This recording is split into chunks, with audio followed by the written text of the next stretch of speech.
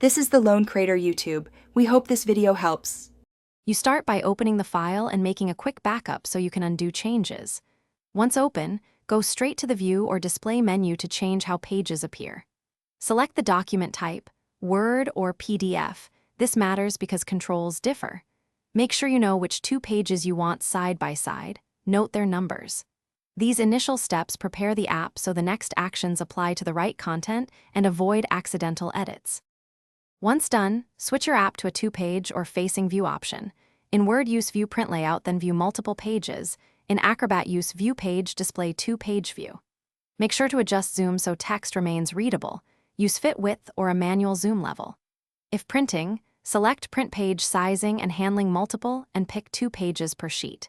These steps place pages side by side for review or for creating a 2-up print layout. To finish, preview the layout and export to PDF or print a test page.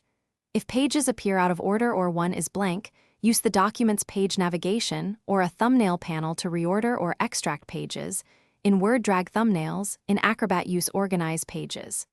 Make sure margins, orientation, and scaling match so content isn't cut off. If things still look wrong, revert to the backup, check for different page sizes, and retry. Thanks for watching. Consider subscribing if we helped you.